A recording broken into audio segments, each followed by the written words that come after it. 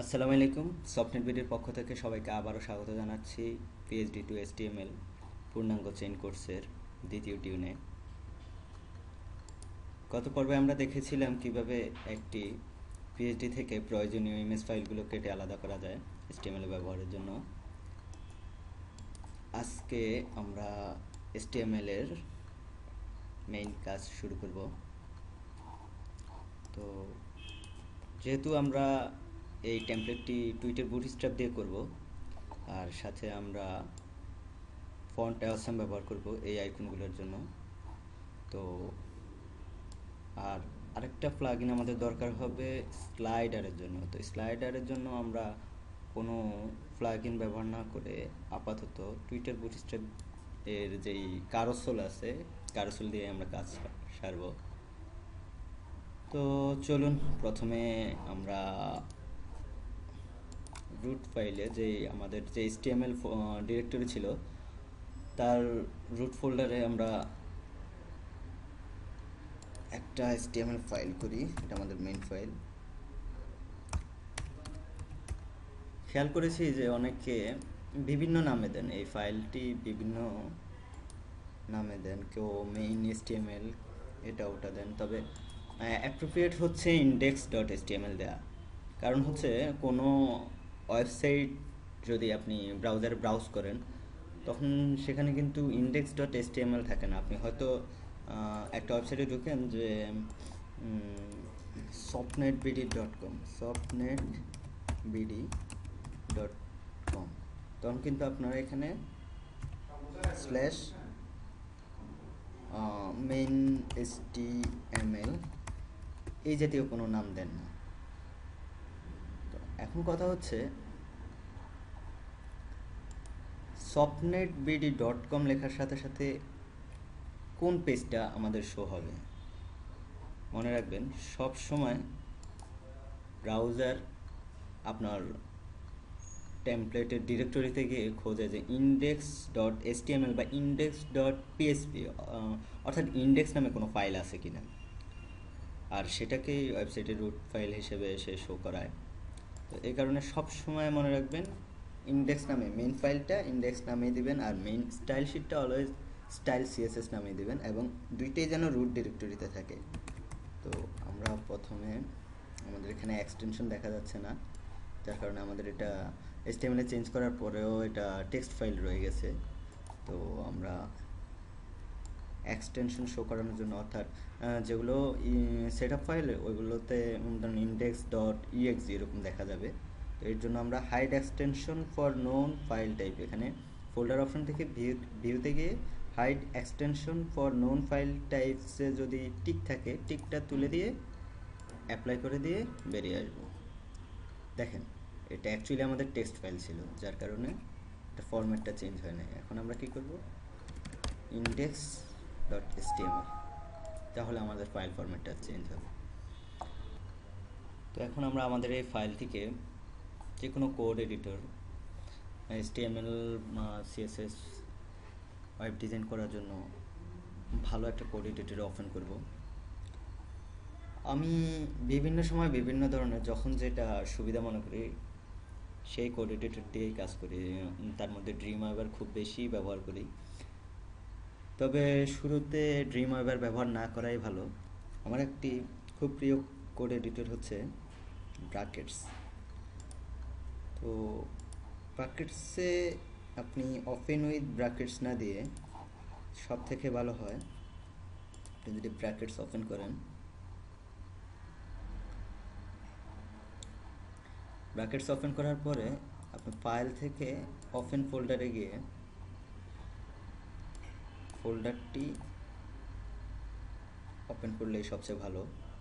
তাহলে আমরা আমাদের সব প্রজেক্ট ফাইলগুলো একই সাথে পেয়ে যাব।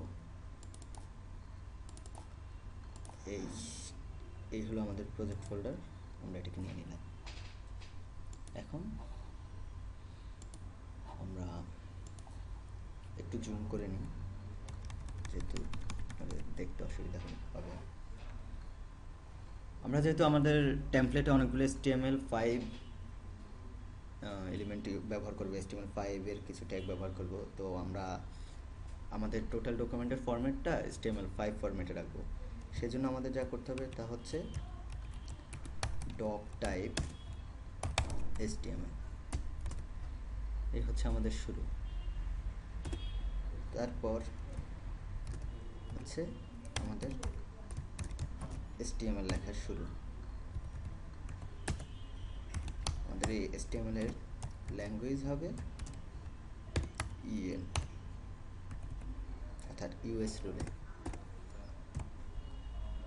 সবাই নিশ্চয়ই জানেন HTML এর মধ্যে প্রধানত দুইটা মেন জিনিস থাকে, হেড এবং বডি।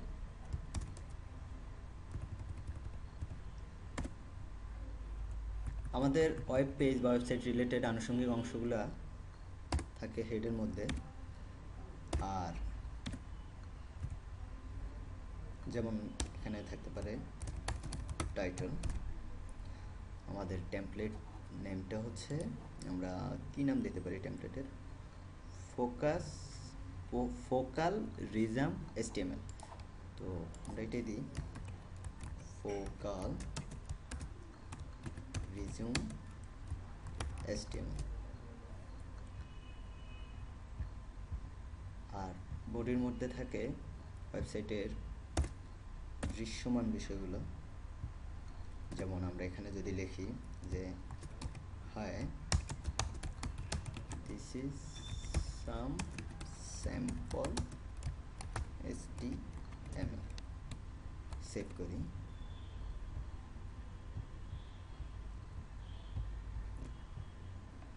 এবার আমরা এটাকে ব্রাউজারে ওপেন করি। এই যে আমাদের টেক্সটটা কিন্তু দেখাচ্ছে, কিন্তু আমাদের টাইটেল কোথায় দেখাচ্ছে? টাইটেল দেখাচ্ছে এখানে, টাইটেল বারে। আবার আমরা যদি ইন্সপেক্ট এলিমেন্ট দিয়ে দেখি, ইন্সপেক্ট এলিমেন্টের জন্য আমরা ফায়ারবাগ ইউজ করব, সবসময় ফায়ারবাগ ইউজ করব। এটা হচ্ছে ব্রাউজারের একটা এক্সটেনশন যেটা খুব সহজ করে দেয়, HTML ডিবাগিংটাকে খুবই সহজ করে দেয়। এবং আপনি HTML CSS বা স্টাইলিংয়ের পুরো কাজটাই আপনি এখান থেকে করতে পারেন। এটার ব্যবহার আমরা পরে দেখব, আপাতত আমরা দেখি এই যে এই টাইটেল পাওয়া গেল, আর বডির মধ্যে আমাদের টেক্সট পাওয়া গেল, high this is some sample HTML। এখন আমরা টেমপ্লেটটাকে তো টুইটার বুটস্ট্র্যাপে করব, সেজন্য আমরা প্রথমে টুইটার বুটস্ট্র্যাপ ইনস্টল দিয়ে ফেলি। তো চলুন, টুইটার বুটস্ট্র্যাপ ইনস্টল দেওয়ার জন্য আমাদের যেখানে যেতে হবে সেটা হচ্ছে গেট বুটস্ট্র্যাপ, বা আমরা গুগলে সার্চ দিই getbootstrap.com।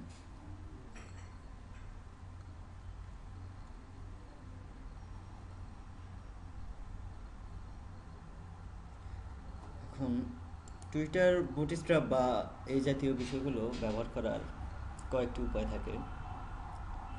যেমন আমরা ইচ্ছা করলে এটিকে বুটস্ট্র্যাপ কম্পাইলড মিনিফাইড বুটস্ট্র্যাপ হিসেবে ডাউনলোড করতে পারি, অথবা এটিকে CDN থেকে আমরা ব্যবহার করতে পারি। CDN হচ্ছে একটা অনলাইন ফাইল ডেটাবেস, যেখান থেকে আমরা ডিরেক্টলি কল করে ফাইলগুলো ব্যবহার করতে পারি। তো অফলাইনে কাজ করার ক্ষেত্রে CDN থেকে ব্যবহার না করাই ভালো, যেহেতু এটা আমাদের লোডিং সময়টা বাড়িয়ে দেবে, সে কারণে আমাদের কাজ করতে অসুবিধা হবে। তবে আপনি লাইভ প্রজেক্টের ক্ষেত্রে অনেকেই দেখেছি যে এগুলো CDN থেকেই ব্যবহার করে। CDN থেকে ব্যবহার করার কারণ হচ্ছে, আপনি CDN থেকে ব্যবহার করলে পরবর্তীতে এগুলোকে যে কোনো CMS যেমন ওয়ার্ডপ্রেস বা জুমলা এই জাতীয় টেমপ্লেটে রূপান্তর করার ক্ষেত্রে অনেকটা সুবিধা হয়।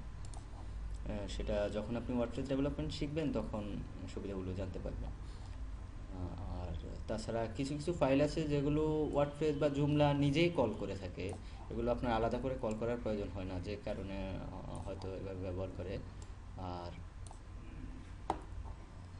এখন আমরা এটাকে এখান থেকেও কল করতে পারি, আমাদের মূলত এখানে দুইটা ফাইল কল করতে হবে। একটা হচ্ছে বুটস্ট্র্যাপ মিনিমাম জেএস, আর একটা হচ্ছে বুটস্ট্র্যাপ মিনিমাম CSS। এটা হলো স্টাইলিংয়ের জন্য, আর এটা হলো আমার যে কারোসল বা যেগুলো জাভাস্ক্রিপ্ট এলিমেন্ট বা jQuery এলিমেন্ট সেগুলোকে কার্যকর করার জন্য। আর বুটস্ট্র্যাপ থিম মিনিমাম সিএসএস এটা হচ্ছে আপনি যদি শুধুমাত্র বুটস্ট্র্যাপের ক্লাসগুলো বুটস্ট্র্যাপের এলিমেন্টগুলো ব্যবহার করে ডিজাইনটা করেন, সেক্ষেত্রে বুটস্ট্র্যাপ থিম লোড হবে। আপনার বাটন কালার বুটস্ট্র্যাপের ডিফল্ট কালার বা ব্লু কালার এইভাবে ব্যবহার করতে পারবেন। এগুলো বুটস্ট্র্যাপ মিনিমাম সিএসএসে আসবে না তা না, তবে থিমের ক্ষেত্রে আপনি মানে এটা অপশনাল। এটা আমাদের এটা দিয়ে কাজ করলে তাছাড়া আমরা আমাদের কাজটাও ইউনিক হবে না, যেহেতু বুটস্ট্র্যাপ দিয়ে এখন অনেক টেমপ্লেটই করা হয়। তো আমরা বুটস্ট্র্যাপের ক্লাসগুলো আমাদের রেসপন্সিভ করার কাজে অন্যান্য কাজে ব্যবহার করবো। হয়তো বাটনের ক্ষেত্রে কখনো ব্যবহার করতে পারি, তবে আমরা বুটস্ট্র্যাপ পুরোটা আসলে কেউই ব্যবহার করে না। যারা প্রোডাক্টগুলো বিক্রি করে তারা কেউই বুটস্ট্র্যাপ একেবারেই সব কাজ বুটস্ট্র্যাপ দিয়ে করে তা কিন্তু না। আমাদের নিজেদের কিছু স্টাইলিং থাকে যেগুলো আমাদের স্টাইল সিএসএস ফাইলের মধ্যে থাকে। এখন চলুন কথা না বাড়িয়ে আমরা বুটস্ট্র্যাপের যে মিনিফাইড এই তিনটা আছে, একটা হচ্ছে বুটস্ট্র্যাপ, আর একটা সোর্স কোড, আর হচ্ছে স্যাস। তো এই দুটো আপনাদের বোঝার দরকার নেই, এটা ডাউনলোড করে নেবেন। ফাইলটা সেভ করলাম, খুব ছোট।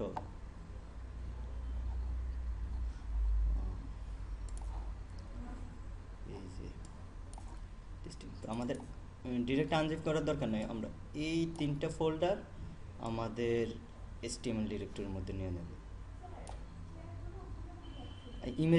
ইমেজেসগুলো আমাদের যেভাবে আছে, ইমেজেসগুলো একটা আলাদা ফোল্ডারে আছে আমাদের প্রজেক্ট ডিরেক্টরির মধ্যে, সেরকমভাবে আমরা বুটস্ট্র্যাপের তিনটা ফোল্ডার সিএসএস, ফন্টস, এটা হলো গ্রাফিক আইকনের জন্য মেইনলি ফন্টগুলো, আর হচ্ছে জেএস, এখানে আমাদের জাভাস্ক্রিপ্টগুলো আছে। তো আমরা এবার এখানে বুটস্ট্র্যাপ দিয়ে দিলেই শুধু হবে না, আমাদের HTML ফাইলের মধ্যে বুটস্ট্র্যাপ এর ফাইল দুটো কল করতে হবে। আমরা যেই দুটো ফাইলের কথা বলেছিলাম সেই দুটো ফাইল কল করতে হবে। তো প্রথমে আমরা চলুন সিএসএসটা কল করি। বুটস্ট্র্যাপের সিএসএসটা হচ্ছে আমাদের কল করতে হবে এভাবে, স্টাইল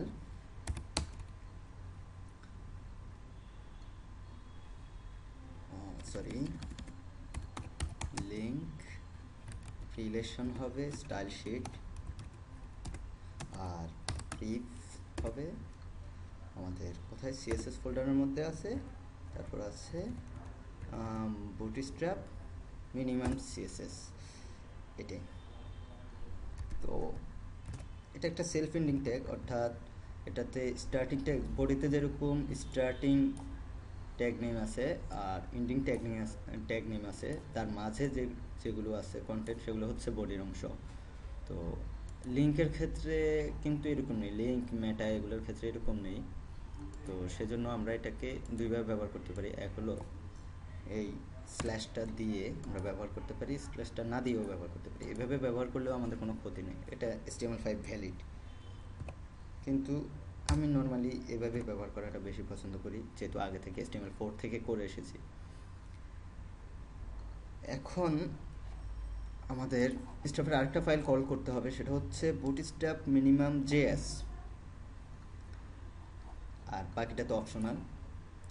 তো আমরা জেএস একটা জাভাস্ক্রিপ্ট ফাইলগুলো আমরা হেডের মধ্যেও কল করতে পারি, আবার বডি শেষ হওয়ার আগেও কল করতে পারি। ধরুন আমরা বডিতে পুরো এইখানটা আমরা আমাদের সব কন্টেন্ট হলো HTML কন্টেন্টগুলো একদম লাস্টে বডি শেষ হওয়ার আগে আমরা আমাদের জাভাস্ক্রিপ্ট ফাইলগুলো কল করতে পারি। তো আমরা বডি শেষ হওয়ার আগেই কল করব। বডি শেষ হওয়ার আগে কল করব কেন, সেটা হচ্ছে আমাদের যদি হেডার মধ্যে কল করি তাহলে আমাদের পেজটি পরে শো করবে, আর জাভাস্ক্রিপ্ট ফাইলগুলো আগে লোড হবে।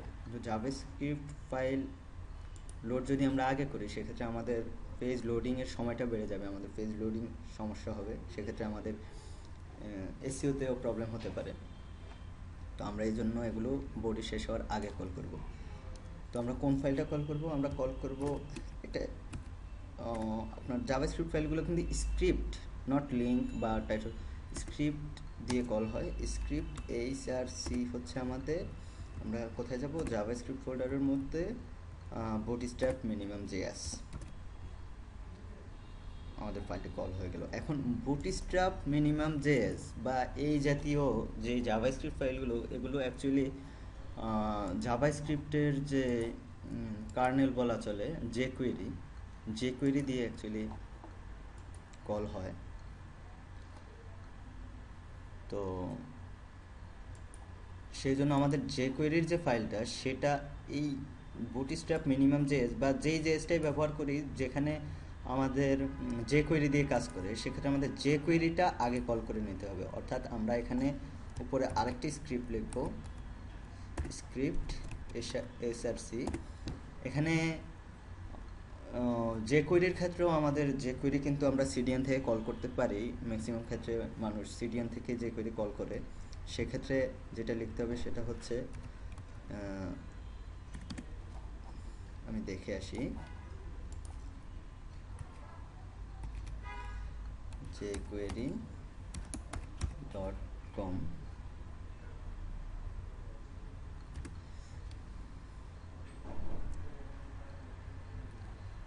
এখন এখান থেকে দুইটা ভার্সনের যে কোনো একটা ডাউনলোড করার কথা বলছে।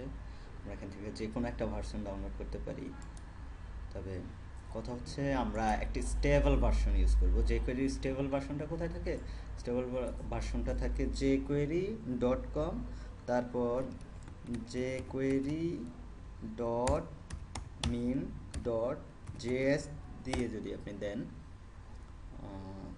সরি, এখানে jQuery-র আগে একটা কোড লাগাতে হবে, code.jQuery.com, jQuery মিনিমাম জেএস। তবে ওরা আপনাকে সবচেয়ে স্টেবল, মানে যেই ভার্সনটাকে ওরা ট্রাস্ট করতেছে এখন পর্যন্ত, সেই ভার্সনটা এখানে আসবে। এখানে আমাদের দেখানো হচ্ছে যে jQuery ভার্সন 1.11.1। তো আমরা এই ভার্সনটা এখান থেকে কল করতে পারি। অর্থাৎ আমরা ডিরেক্টলি এইভাবে দিতে পারি যে স্ক্রিপ্ট এসআরসি আমাদের এভাবে, তারপর আমরা ক্লোজ করে দিই। আর যেহেতু আমরা অন্যান্য ফাইলগুলো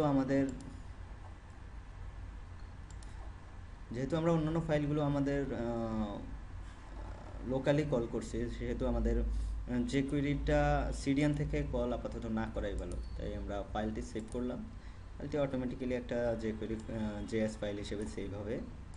তো আমরা আমাদের প্রজেক্ট ফোল্ডারে যাই। আমাদের প্রজেক্ট ফোল্ডারটা হচ্ছে office PhD, focus reason, focus HTML। এখন আমরা বুটস্ট্র্যাপের যে জেএস ফোল্ডারটা আমরা নিয়েছিলাম, ওই জেএস এর ভিতরেই আমরা এই ফাইলটা রাখতে পারি। তাহলে সব ফাইলগুলো গোছানো থাকবে। জেএসগুলো জেএস এর ভিতরে, সিএসএসগুলো সিএসএস এর ভিতরে, ফন্টগুলো একসাথে আমরা ফন্টের ভিতরেই রাখবো। মানে বুটস্ট্র্যাপে অলরেডি এই 3টা ফোল্ডার ক্রিয়েট করা আছে। আর ইমেজেসগুলো তো আমরা কোথায় রাখবো সেটা বুঝতেই পারছেন। তো আমরা এই ফাইলটি সেভ করলাম।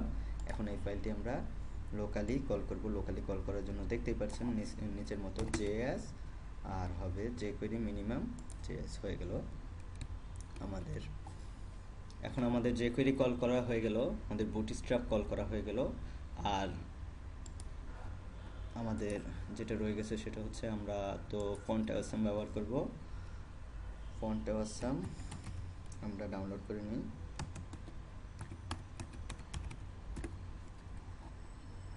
ফন্ট অ্যাওয়াসমও একইভাবে সিডিএন থেকে কল করা যায়। তো আমরা এই ক্ষেত্রেও আমরা লোকালি এটাকে ব্যবহার করব। ফন্ট অ্যাওয়াসম ব্যবহার করার জন্য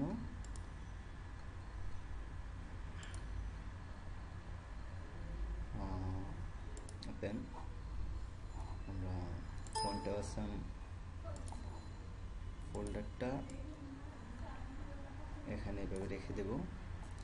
তারপর আমরা এক কাজ করতে পারি, ফন্ট অ্যাওয়াসমটা আমাদের 4.2.0 এটা দরকার নেই আপাতত, আমাদের এটা আমরা কেটে দিই, জাস্ট ফন্ট অ্যাওয়াসাম। এখন আমাদের ফন্ট অ্যাওয়াসামে খালি একটাই কাজ করতে হবে, সেটা হচ্ছে আপনার কিন্তু প্রতিটা যে প্লাগইনগুলো আছে, যে কোয়েরি প্লাগইন হোক, সিএসএস প্লাগইন হোক, যে প্লাগইনে হোক, ওদের কিন্তু মানে গেট স্টার্টেড ডকুমেন্টেশন অথবা এই জাতীয় একটা সেকশন থাকে ওদের ওয়েবসাইটে। তো ওই সেকশনটাতে গেলেই বা ওই পেজটাতে গেলেই আপনি দেখতে পারবেন আসলে কিভাবে কি করতে হবে, কিভাবে এটা আপনার HTML এর মধ্যে বা আপনার প্রজেক্টের মধ্যে ইনক্লুড করবেন। তো আমাদের এটা এইভাবে করতে হবে যে লিঙ্ক রিপ, মানে আমাদের জাস্ট ফন্ট আসামের যে স্টাইল শিটটা সেটা কল করে দিতে হবে, আর কিছুই করা লাগবে না। তো চলুন আমরা ফন্ট আসাম তো দেখেছি, এখন লিঙ্ক রিলেশন একই রকম, স্টাইল শিট আর রিপ হচ্ছে আমাদের, এটা কোথায় আছে ফন্ট আসামের মধ্যে, কোথায় আছে সিএসএস এর মধ্যে আমাদের ফন্ট আসাম মিনিমাম সিএসএস। তাহলে আমাদের ফন্ট আসাম কল হয়ে গেল। এখন চলুন আমরা প্রথমে কিছু ব্যাপার ক্লিয়ার হয়নি যে আমাদের ফন্ট আসামটা কিভাবে কাজ করে আর আমাদের টুইটার বুটস্ট্র্যাপটা কিভাবে কাজ করে। আমরা টুইটার বুটস্ট্র্যাপে আমাদের মেইনলি দুই ধরনের ক্লাস আছে সাইটে মেইন এলিমেন্টের জন্য। সেটা হচ্ছে কি, আমরা যদি একটা টাইপ বা একটা সেকশন যেটাই দিই, একটা টাইপ ক্লাস যদি আমরা দিই যে কন্টেইনার, এখন কন্টেইনারের ভিতরে আমরা লিখলাম this is the content of A bootstrap container লিখলাম। দেখেন আমাদের কি হয়, অর্থাৎ দুই পাশে এটা মেইনলি বড় ডিভাইসে বা নর্মাল ডিভাইসে 1170 পিক্সেল, এখান থেকে এখান পর্যন্ত 1170 পিক্সেল নিয়ে নেয়, আর দুই পাশে সমান মার্জিন রেখে দেয়, সমান জায়গা রেখে দিয়ে আপনার 1170 পিক্সেল নিয়ে নেয়। আর আপনি যত ছোট করবেন সেই হিসেবে সেটা ছোট হয়ে আসবে, 1170 পিক্সেল আর থাকবে না। আর আপনি যদি এখানে কন্টেইনার ফ্লোট নেন, FLUIT ফ্লোট, কন্টেইনার ফ্লোট নিলে কি হবে, কন্টেইনার ফ্লোট নিলে আপনার কোনো মার্জিন থাকবে না, ফুল ওয়াইড, পুরো পেজের এ পাশ থেকে ওই পাশ পর্যন্ত যতটুকু ওয়াইড সবটুকু নিয়ে নেবে। আর কন্টেইনারের ভিতরে আমাদের প্রত্যেকটা যে আমরা দেখাতে চাই যে এখান থেকে এখান পর্যন্ত একটা পুরোটা জায়গা দখল করবে, সেটা হচ্ছে একটা রো। কন্টেইনারের ভিতরে আমরা কলাম করার আগে আমাদের যেটা করতে হবে সেটা হচ্ছে একটা রো। তো রোর জন্য ক্লাস রো, এই হলো আমাদের রো। এখন এর ভিতরে আমরা যদি চাই যে তিনটা সেকশন, আমাদের টোটাল যে ওয়াইড একটা কন্টেইনার ওয়াইডের মধ্যে তিনটা সেকশন হবে। যেমন দেখেন আমাদের এখানে এই যে ভ্যালুস, গোলস, হবিস, এটার জন্য আমরা কি করতে হবে, একটা কন্টেইনার নিতে হবে, কন্টেইনারের মধ্যে একটা রো নিতে হবে। রো কিন্তু অবশ্যই নিতে হবে, কোনো টেমপ্লেটে যদি আপনি কলাম ইউজ করতে চান, কলাম ইউজ করার আগে রো অবশ্যই নিতে হবে। রো কেন নিতে হবে এইটা পরে বুঝতে পারবেন, আমি বুঝিয়ে দেব। তো রোর ভিতরে আমাদের যেটা হবে সেটা হচ্ছে তিনটা কলাম হবে। যখন আপনি বুটস্ট্র্যাপের কলামের ক্লাস ব্যবহার করবেন তখন আপনার অটোমেটিক্যালি যখন কলাম ব্যবহার করবেন, কলামের প্রত্যেকটা কলামের মাঝখানে আমাদের কিন্তু এই ফাঁকাগুলা থাকবে, অটোমেটিক্যালি থাকবে। এগুলো বুটস্ট্র্যাপে অলরেডি বিল্ট ইন আছে। বুটস্ট্র্যাপটা মূলত এই জন্যই ব্যবহার করা হয়, এখানে সব কিছুই বিল্ট ইন আছে। আপনার কাজের গতি অনেক বাড়িয়ে দেবে, আপনার পরিশ্রম অনেক কমিয়ে দেবে। তো আমাদের এখানে যেহেতু তিনটা কলাম, আমাদের বুটস্ট্র্যাপের একটা কন্টেইনারের ভিতরে টোটাল 12টা কলাম হতে পারে, একটা রো এর ভিতরে টোটাল 12টা কলাম। 12টা কলামের মধ্যে আমাদের যেহেতু তিনটা কলাম হবে এখানে, অর্থাৎ কল MD4 দিলে আমরা 444 আমরা তিনটে দিতে পারবো। অর্থাৎ যদি আমরা এভাবে দিই যে div প্লাস কল MD4, এভাবে যদি আমরা দিই তাহলে আমরা টোটাল তিনটা কলাম দিতে পারবো। অর্থাৎ একটা কলাম বুটস্ট্র্যাপের 12টা কলামের মধ্যে 4টার জায়গা দখল করবে, তারপর কিছুটা মার্জিন রাখবে, আবার 4টার জায়গা দখল করবে, আবার কিছুটা মার্জিন রাখবে, আবার 4টা জায়গা দখল করবে, আবার কিছুটা মার্জিন রাখবে। অর্থাৎ আমাদের টোটাল 12টা কলাম হলো। গুনে দেখবেন যে 12টা কলাম হলো কিনা। আমাদের 12টা কলাম হলো, তার মানে এই তিনটা একসাথে নিলে আমাদের একই রোয়ের মধ্যে আমাদের রাখা যাবে। আর যদি আমরা এখন আমরা তিনটেই তো নিতে পারবো, আমরা যদি 3 দিতাম তাহলে আমরা কিন্তু এখানে 4টা কলাম রাখতে পারতাম, যেহেতু 3 + 3 + 3 + 3 12, তাহলে আমরা এখানে 4টা কলাম রাখতে পারতাম। আর আমরা যদি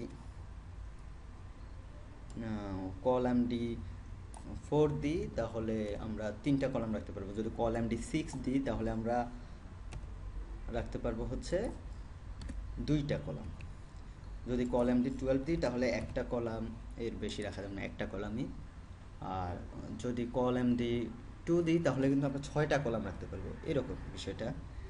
আর এর ভিতরে যা কন্টেন্ট হবে তা কিন্তু এই মানে এরকম ভিতরেই থাকবে, এরকম একটা সেকশনের ভিতরেই থাকবে, এরকম একটা সেকশনের ভিতরেই থাকবে। এটাই হলো টুইটার বুটস্ট্র্যাপের সবচেয়ে বেশি ব্যবহৃত বিষয়। এর বাইরে আরও তো অনেক কিছু আছে, সেটা করতে করতে জানতে পারবেন। আর আমরা যদি ফন্ট অসামের আইকন ব্যবহার করি, সেটা কীভাবে ব্যবহার করবো দেখেন। সেটা কীভাবে ব্যবহার করি, প্রথমে আমাদের নিতে হবে একটা আই বা যে কোনো কিছু, আমরা স্প্যানও নিতে পারি। তবে আমাদের মেন কাজ মানে আমাদের যখন কিছু উল্লেখ করতে হবে না যে আসলে কী নিব আমরা, এখানে যখন আই এনাফ, যেখানে কোনো কিছু উল্লেখ থাকবে না। তো ক্লাস, সেখানে আমরা একটা ক্লাস নেব। মানে ক্লাসটা হচ্ছে প্রথম একটা কমন, এটা হচ্ছে একদম কমন যে এফ এ নামে একটা ক্লাস নিতে হবে, তারপর স্পেস দিয়ে আরেকটা ক্লাস নিতে হবে। এভাবে কিন্তু আমরা ফাঁকা রেখে 2টা 3টা 4টা এরকম কলাম কিন্তু আমরা নিতে পারি। এই আমরা আইটা আগে ক্লোজ করে দিই, তারপর আমাদের এখানে এফ এ লেখার পরে এখানে আরেকটা কলাম আমরা দেব এফ এ। ধরেন যদি আমার মুখস্থ যদি দিই তাহলে এই ফেসবুক যদি দিই আমরা এফ এ, আবার এফ এ, তারপর একটা ড্যাশ ফেসবুক যদি দিই, দেখেন তাহলে ফেসবুকের আইকনটা আমাদের এখানে চলে এসেছে। এই যে আমাদের ফেসবুকের আইকনটা চলে এসেছে। আমরা কন্টেনার ফ্লোট কেটে দিই, আমরা কন্টেনার নিয়ে কাজ করব। আমাদের ফ্লোট কখনোই দরকার হবে না। আমরা যদি ফুল ওয়াইডের দরকার হয় সেক্ষেত্রে আমরা কন্টেনারই নেব না, সেক্ষেত্রে আমরা কোনো কিছুই নেব না। টুইটার বুটস্ট্র্যাপে আমরা কোনো ক্লাসই নেব না, সেক্ষেত্রে আমাদের ফুল ওয়াইড এমনি হয়ে যাবে। যদি বডির ওয়াইড 100% দিই তাহলে আমাদের ফুল ওয়াইড এমনিই হয়ে যাবে। সেখানে আমরা যেই টাইপটি ব্যবহার করি প্রথম, সেটা আমাদের বডির ফুল ওয়াইডটা নিয়ে নেবে, এরকম সিস্টেম। এখন আমাদের দেখেন যে ফেসবুক আইকনটা চলে এসেছে।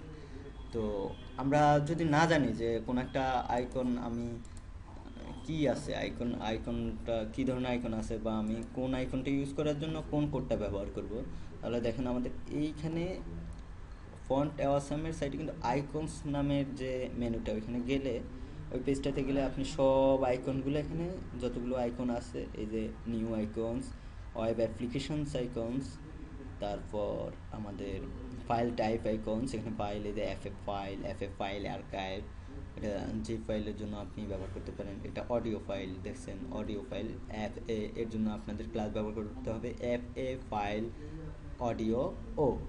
আবার এটা হচ্ছে code file, F A file code ও, এফ এ ফাইল ও নর্মাল একটা ফাইল। এটা হলো power point file, F A file power point ও, এরকমভাবে আপনি ব্যবহার করতে পারেন। আবার স্পিনার, এই যে স্পিনারের ক্ষেত্রে এফএস সার্কেল, এরকম কগ, আবার গিয়ার, কগ আর গিয়ার একই রকম।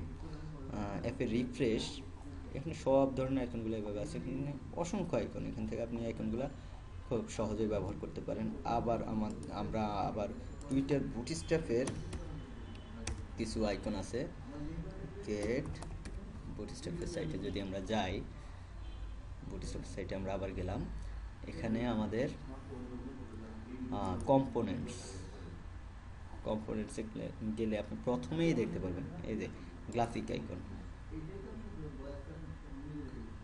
এই যে গ্রাফিক আইকনগুলো আপনি টুইটার বুটস্ট্র্যাপের মতো একই রকমভাবে ব্যবহার করতে পারেন। জাস্ট খালি পার্থক্য হচ্ছে সেখানে আপনি দিয়েছিলেন এফ এ, ধরেন ফেসবুকের জন্য দিয়েছিলেন এফ এ ফেসবুক, এখানে আপনার দিতে হবে ক্লাস হচ্ছে গ্রাফিকন, আবার গ্রাফিকন ফেসবুক বা গ্রাফিকন সার্চ, বা যেটাই বলেন, এই যে গ্রাফিকন এসডি ভিডিও, গ্রাফিকন এসডি ভিডিও। তারপর গ্রাফিকন সাউন্ড স্টেরিও, গ্রাফিকন টি কনিফার, এভাবে আপনি টুইটার বুটস্ট্র্যাপ ব্যবহার করবেন। তো এটাই ছিল আমাদের টুইটার বুটস্ট্র্যাপ আর ফন্ট আসাম ব্যবহারের বেসিক রুল। এইগুলো চেষ্টা করুন, ফলো করুন, এইভাবে এগুলো ব্যবহার করে আমাদের টেমপ্লেটটা দেখুন, টেমপ্লেটটা দেখে এগুলো ব্যবহার করে কিভাবে কি করা যায় সেটা চর্চা করুন। আর বাকি পরবর্তী ক্লাসে, আজকে এই পর্যন্তই। আল্লাহ হাফেজ।